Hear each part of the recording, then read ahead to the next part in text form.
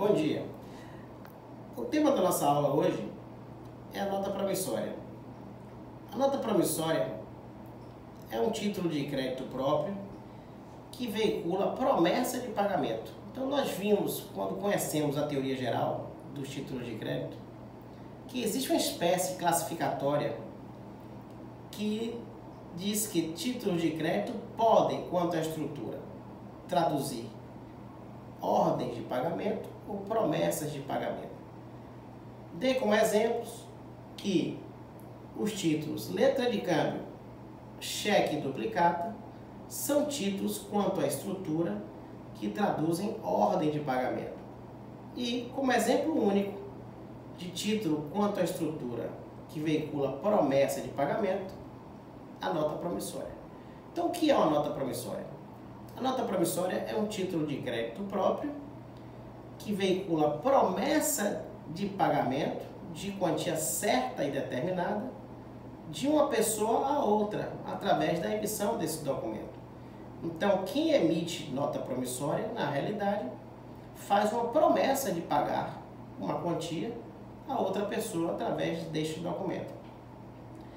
Vimos também, ainda no tempo do estudo da teoria geral, que os títulos que veiculam promessa de pagamento são títulos de estrutura mais simples, porque traduzem duas situações jurídicas tão somente: a situação jurídica do promitente e a situação jurídica de quem se beneficia da promessa de pagamento. Enquanto que os títulos que veiculam ordem de pagamento são títulos que traduzem três situações jurídicas: a situação jurídica do sacador, a situação jurídica do sacado e a situação jurídica do tomador. Então, os títulos que veiculam promessa de pagamento são títulos juridicamente, estruturalmente mais simples. A partir do seu conceito, nós começamos a estudar os requisitos legais da nota promissória. É importante e essencial se conhecer requisitos de títulos de crédito de modelos livres, assim como a nota promissória e a letra de câmbio. Haja vista que a ausência de um requisito considerado essencial retira a validez jurídica do título de crédito. Então, por que é fundamental se estudar requisitos legais de títulos? Justamente para que possamos grafá-los de modo perfeito e evitar que estes títulos venham a ser anulados judicialmente. Então, o primeiro requisito legal é a cláusula cambial. O que é a cláusula cambial? A cláusula cambial é a cláusula que dá o nome ao título. Então, vimos que a cláusula cambial serve para, primeiro, advertir o devedor que ele está se determinando a pagamento por título de crédito. E segundo, traz íncita a cláusula à ordem, ou seja, a possibilidade deste título circular pela via do endosso. Então, a cláusula cambial representa o nome do título grafado de modo evidente, sem borrões, sem apagões, né, para que não deixe margem à dúvida de que o devedor, no momento em que fez a subscrição da nota, o fez consciente de que estava se determinando a pagamento por um título de crédito. Então, deve estar evidente esta cláusula, bem grafada, né, bem clara, para que não deixe margem a dúvidas. Então, a cláusula cambial é o primeiro requisito. E também serve a cláusula cambial para trazer íncita a cláusula à ordem, ou seja, a possibilidade deste título circular pela via do endosso. A expressão à ordem não precisa estar estampada no título, já está íncita do fato de estarmos diante de um título de crédito, conforme grafado aí no nome, estampado nele. Bom, promessa incondicional de pagar quantia certa e determinada. A promessa feita na nota promissória não pode estar subjugada a evento futuro e incerto. Né? Vejam aqui no exemplo que eu coloquei: pagarei R$5.000 a. Então, deve ser uma promessa incondicional, ou seja, não pode estar subjugada a promessa a evento futuro e incerto. Imaginemos que eu colocasse uma nota promissória assim: pagarei quando fizer 70 anos. Então, subjuguei a promessa é um evento futuro incerto, então esta nota, né, ela pode vir a ser anulada por falta de um requisito essencial, porque a promessa tem de ser incondicional. Ou se eu colocasse pagarei se ganhar na Mega Sena, quer dizer, também subjuguei a promessa a um evento futuro incerto, e isto lhe retira a validez. Deve ser uma promessa, então, de pagamento de valores certos e determinados, a fim de que case este requisito do direito material com os requisitos da certeza e da liquidez, que são requisitos fundamentais do processo executivo. Bom, nome do tomador. O nome do tomador é o nome do beneficiário da promessa. Né? Como a nota promissória é um título em que alguém promete, né, pagar quantia certa determinada a outra pessoa, então o nome do tomador deve estar grafado, não é isso, no título. Vimos que os títulos ao portador são títulos possíveis de serem emitidos no nosso sistema jurídico. Entretanto, em matéria de nota promissória, deve-se ter o cuidado de não se executar, de não se instruir pleitos executivos de nota, né, ao portador. Ou seja, quando alguém vai propor uma ação executiva de nota promissória, deve ter o cuidado de grafar o nome do beneficiário na nota para evitar a ofensa a um requisito essencial, que é o nome do tomador, o nome de quem se beneficia da promessa grafado no título. Bom, a data do saque, nós já sabemos que é a data em que o título é confeccionado e posto para cumprir sua finalidade. Então, a data do saque é a data estampada no título em que o título foi confeccionado. A assinatura do subscritor nada mais é do que o ato de vinculação do devedor à promessa de pagamento que fez. Então, se a nota promissória traduz uma promessa de pagamento, é a assinatura do promitente que o vincula àquela promessa de pagar. Então, a assinatura do subscritor também é um requisito essencial. O lugar do saque. O lugar do saque é justamente o lugar onde o promitente fez a promessa de pagamento. Pode ser até a menção a algum lugar no título, para que se tenha esta referência também como uma referência ao cumprimento deste requisito essencial e também com decorrência para competência de protesto e cobrança judicial do título. Então, estão aí os requisitos considerados essenciais da nota promissória. Existe um requisito não essencial, que é o requisito da época de pagamento. Então, a época de pagamento é considerado um requisito não essencial. Vejam que no exemplo que eu coloquei aqui, botei pagarei R$5.000, aí não digo quando. Então, presume-se que esta nota promissória vence à vista da apresentação, né, ao subscritor. Então, uma vez apresentada a nota, se não tem data de vencimento, presume-se que ela vence à vista, né? Então, a época de pagamento é um requisito não essencial. E precisamos fazer, então, os ajustes necessários ao regime jurídico da Lei Uniforme. A Lei Uniforme, que é o Decreto 57663 de 66 entre nós, traduz e regulamenta dois títulos de crédito, a letra de câmbio e a nota promissória. Então, a gente pode dizer que o regime jurídico da letra de câmbio é o mesmo da nota promissória, com ajustes que precisam ser feitos e que serão objeto desta aula.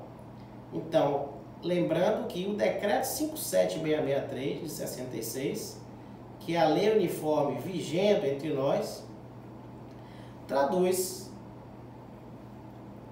dois títulos de crédito, a letra de câmbio e a nota promissória. O regime jurídico de ambas está estampado em única lei. O que precisamos fazer nesta aula é ajustes para compreendermos, né, as adaptações necessárias às distinções havidas essencialmente entre esses dois títulos. O primeiro ajuste que se deve fazer é o que decorre da estrutura dos títulos. Vimos que letra de câmbio é um título que traduz uma ordem de pagamento. E promessa de pagamento é uma estrutura que está contida na nota promissória. Então, letra tem estrutura com ordem e nota tem estrutura de promessa. Bom, considerando que essencialmente eles são distintos, neste particular, precisamos fazer o primeiro ajuste do regime jurídico da letra face da nota. Não se aplicam à nota promissória as questões relativas à ordem de pagamento contidas na lei uniforme. Então, não existe a aplicação da questão relativa a aceite para a nota promissória, porque aceite é ato de vinculação do sacado. O sacado é o destinatário da ordem de pagamento de uma letra, então não se aplicam as questões relativas a aceite cambial em nota promissória. Não existe recusa, né, do sacado, porque não existe a figura do destinatário de uma ordem em nota promissória. Existe um promitente e uma pessoa que se beneficia da promessa. Então, não existe recusa. Não existe a recusa parcial nas figuras do aceite limitativo ou modificativo. Não existe a cláusula não aceitável, que é aquela que evita o vencimento antecipado da letra de câmbio decorrente da recusa. Enfim, o primeiro ajuste que a gente tem de fazer do regime é as questões relativas à ordem de pagamento contidas na lei uniforme não se aplicam à nota promissória. Por quê? Porque estruturalmente são títulos absolutamente distintos. Letra de câmbio veicula a ordem, nota veicula a promessa. Então, o primeiro ajuste feito é justamente este. O segundo ajuste que a gente deve fazer no regime jurídico da lei uniforme para a nota promissória é equiparar o subscritor ao aceitante. Em outros termos, o subscritor da nota promissória se equipara juridicamente ao aceitante da letra. Podemos dizer assim, então, que o subscritor da nota promissória é o devedor principal da nota promissória. O aceitante da letra de câmbio é o devedor principal da letra de câmbio. Então, subscritor e aceitante se equiparam juridicamente. Quais são as decorrências disso? Algumas. Vimos aqui a questão do protesto necessário, do protesto facultativo na aula passada. O protesto se faz necessário quando se volta para cobrar codevedores.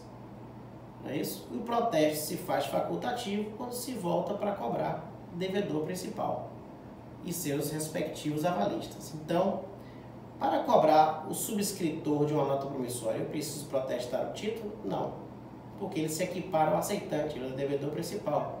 O protesto é facultativo. Para cobrar codevedores, endossantes e seus avalistas em nota promissória, é necessário o protesto. O prazo para cobrar por via executiva, o subscritor é o mesmo para cobrar o devedor principal. Qual é o prazo? 3 anos a contar do vencimento para cobrar o devedor principal e seus avalistas. Então, para entrar com a ação executiva contra subscritor de nota promissória e seus avalistas, eu preciso propor a ação nos 3 anos seguintes, ou até 3 anos seguintes ao vencimento da obrigação estampada na nota promissória. Vimos que na organização da cadeia de anterioridade e posteridade para fim de pagamento e regresso, na letra, quem está no topo da cadeia, vimos que lá quem está no topo é o aceitante. Pela equiparação jurídica ora mencionada, quem está no topo da cadeia de anterioridade e posteridade para fim de pagamento e regresso é o subscritor da nota. Então, estas são decorrências, né, justamente da equiparação entre o aceitante e o subscritor. Então, o segundo ajuste que a gente deve fazer é o subscritor da nota promissória se equipara juridicamente ao aceitante da letra.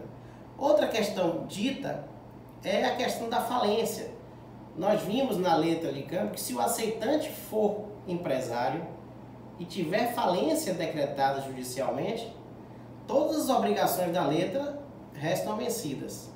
Se numa nota promissória o subscritor da nota for empresário e tiver falência decretada, todas as obrigações estampadas na nota promissória restam vencidas por força da falência do devedor principal. Então, vejam as decorrências que ocorrem da equiparação jurídica entre o subscritor e o aceitante da letra de câmbio. Bom, terceiro ajuste. Vimos que na letra de câmbio, os avais em branco prestados na face da letra pertencem ao sacador, ou seja, pertencem a um codevedor. Aqui na nota promissória, avais em branco prestados na nota promissória pertencem ao subscritor, ou seja, pertencem ao devedor principal da nota promissória. Então, em outros termos, avais em branco na letra são do sacador, que é um codevedor. Avais em branco prestados na nota são do subscritor da promessa, ou seja, são do devedor principal da nota promissória. Por isso é um ajuste. Quarto e último ajuste é relativo à nota promissória com vencimento a certo termo de vista. Vocês vão me perguntar, mas como é que pode grafar uma nota promissória com vencimento a certo termo de vista? Como era o vencimento a certo termo de vista? Era aquele em que nós colocávamos lá na letra assim: pagará a vossa senhoria 30 dias a contar do aceite, 60 dias a contar do aceite, ou seja, o termo inicial para a deflagração do prazo de vencimento é o aceite. Ora, como pode haver vencimento a certo termo de vista em nota se não tem aceite em nota, como disse há pouco? Então, na realidade, na nota promissória é possível se fazer o vencimento a certo termo de visto, ou seja, se grafar uma promessa na nota: pagarei 30 dias após o visto, ou seja, o promitente grafa na nota promissória esta referência, né, entrega nas mãos do seu credor, e o credor traz o título para que o subscritor aponha o seu visto, e a partir daquele visto, né, possa se deflagrar o prazo para vencimento. Então, quarto ajuste é: na nota promissória existe o vencimento a certo termo de vista, mas não se deflagra de aceite a contagem dos dias, mas sim se deflagra do visto do subscritor. Então, se tiver lá na nota: pagarei 30 dias a contar do visto, na realidade o devedor então apresenta ao subscritor, o subscritor coloca o seu visto e a data, e dali começa a deflagrar. Então é um ajuste ao tipo de vencimento a certo termo de vista, que na realidade não se conta de aceite, porque não existe aceite em nota, se conta do visto do subscritor. Bom, todas as outras circunstâncias, né, relativas a vencimento, né, a saque, a organização de cadeia de anterioridade e posteridade para fins de pagamento e regresso, prazos prescricionais para cobrança de codevedores, né, e regresso, né, questões relativas a protesto e ação cambial, todas se aplicam, né, da mesma forma que conhecemos no regime da letra de câmbio. Então, lembrem-se que a nota promissória é um título de crédito que tem o regime contido na lei uniforme, que trata de dois títulos, da letra e da nota. Então, com esses 4 ajustes feitos, vocês têm o regime jurídico da nota promissória, já que são títulos essencialmente ou estruturalmente distintos. O primeiro ajuste que nós vimos é: não se aplicam à nota, né, questões relativas à ordem de pagamento, de modo que não existe aceite, cláusula não aceitável, né, essas questões relativas à recusa, vencimento antecipado decorrente de recusa, nada disso se aplica à nota promissória. Segundo, o subscritor da nota promissória se equipara ao aceitante, ou seja, ele é o devedor principal da nota promissória e, em razão desta equiparação, toda a decorrência de prazo prescricional, dispensabilidade de protesto, como vimos, falência, gerando vencimento antecipado de todas as obrigações do título. Terceiro ajuste é justamente aduzir de quem são os avais em branco da nota promissória. Vimos que na letra, os avais em branco na letra pertencem ao sacador, que é um co-devedor.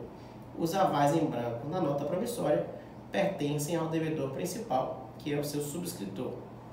E o quarto e último ajuste é a questão relativa ao vencimento. O vencimento a certo termo de vista. Na nota promissória é possível se fazer com vencimento a certo termo de vista, mas na realidade não é da vista, porque não tem aceite, na nota promissória. Você coloca lá, pagarei 30 dias a contar do visto. Então, o tomador entrega o título ao subscritor, o subscritor bota o visto dele e a data, e a partir dali se deflagra a contagem dos dias para vencer a nota promissória. Então, 4 ajustes feitos, nos apresentam o regime jurídico da nota promissória. Com este tema dado, nós concluímos os temas relativos à nossa primeira unidade e partimos para a avaliação, ainda no aguardo, para sabermos se retornaremos em curto tempo ou não, para definirmos como faremos esta avaliação de primeira unidade. Vamos prosseguir. Um abraço e obrigado.